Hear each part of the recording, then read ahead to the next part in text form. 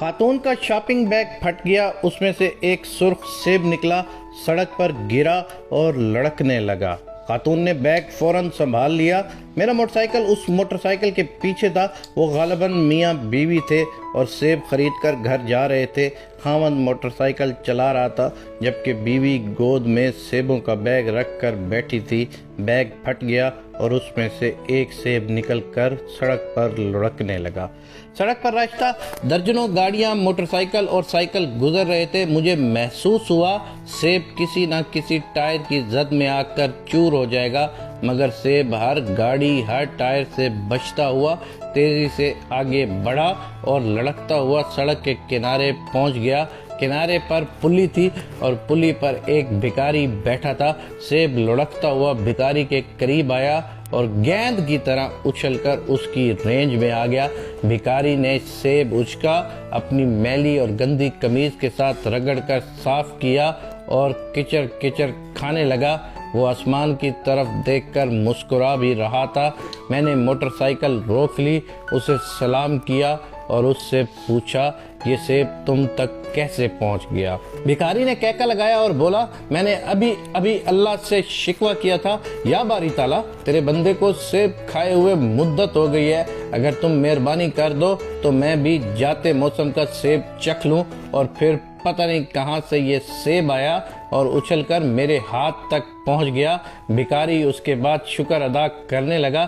میری آنکھوں میں آنسو آ گئے۔ میں نے بھکاری سے ہاتھ ملایا اور آگے روانہ ہو گیا۔ میری آنکھیں کھولنے کے لیے یہ واقعہ کافی تھا۔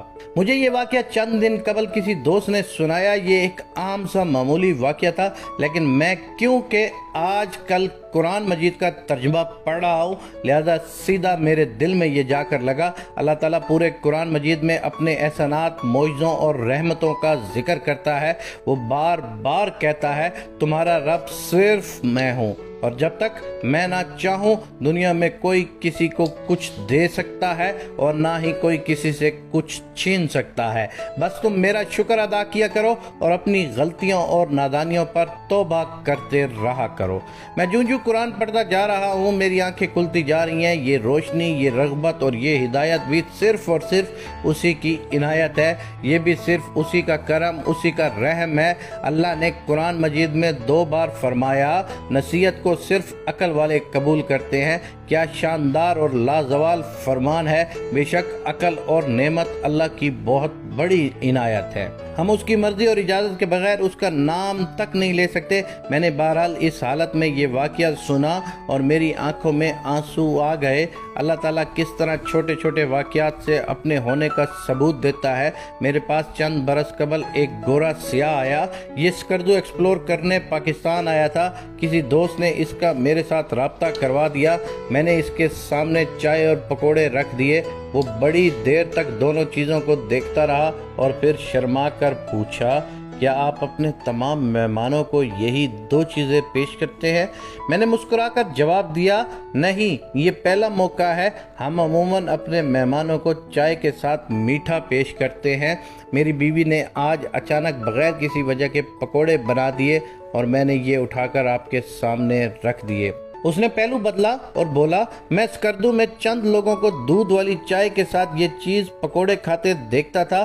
میں نے اس وقت سوچا تھا میں اگر دوبارہ یہاں آیا تو میں یہ ضرور ٹرائی کروں گا۔ آپ کے گھر آتے ہوئے بھی یہی میں سوچ رہا تھا۔ آپ نے جب یہ دونوں چیزیں میرے سامنے رکھی تو میں حیران رہ گیا اور میں نے سوچا یہ محض اتفاق ہے یا پھر آپ لوگ جادوگر ہیں۔ میں نے کہکا لگا کر جواب دیا یہ محض اتفاق ہے۔ اس نے بھی جواب میں کہکا لگایا۔ اس کے بعد جی بھر کر پکوڑے انجوائے کیے۔ میرے ایک دوست صدقے اور خیرات کے معاملے میں بڑا کھلا دل رکھتے ہیں۔ یہ روزانہ صدقہ بھی کرتے ہیں اور خیرات بھی دیتے ہیں۔ میں نے ان سے ایک دن وجہ پوچھی تو ان کا جواب تھا میں بچپن سے انتہائی کنجوس تھا، میں کسی کو پانی کا گلاس تک پلانے کے لیے راضی نہیں ہوتا تھا۔ آج سے 7 سال قبل میری رقم کسی کے پاس پھنس گئی۔ میں نے دفتر میں بیٹھے بیٹھے سوچا اگر مجھے یہ رقم مل گئی تو میں اس میں سے 10% اللہ کی راہ میں دے دوں گا۔ مجھے اگلے دن ہی رقم مل گئی۔ میں کنجوس تھا لہذا میں وعدے سے پھرنے لگا، لیکن پھر ایک عجیب واقعہ پیش آیا۔ میرا کلرک میرے پاس آیا اور اس نے کہا سر میں نے اپنی بیٹی کی یونیورسٹی کی فیس ادا کرنی ہے، آپ مجھے ایڈوانس دے دیں اور بعد ازاں یہ رقم تھوڑی تھوڑی کر کے میری تنخواہ سے کاٹ لیجئے گا۔ میں نے برا سا منہ بنا کر اس سے پوچھا تمہیں کتنی رقم چاہیے؟ اس نے جیب سے فیس چلان نکال کر میرے سامنے رکھ دیا، اس پر 52,300 روپے لکھے تھے اور یہ رقم بالکل اتنی تھی جتنی میں نے صدقہ کرنی تھی۔ میں نے اسے پیغام ربانی سمجھا اور فوری طور پر اسے ادائیگی کر دی۔ میں نے اگلی مرتبہ 20,000 روپے میز پر رکھے اور کسی ضرورت مند کا انتظار کرنے لگا۔ میرے پاس اس دن ایک لڑکی آئی، اسے اپنی والدہ کی دوا کے لیے 20,000 روپے چاہیے تھے۔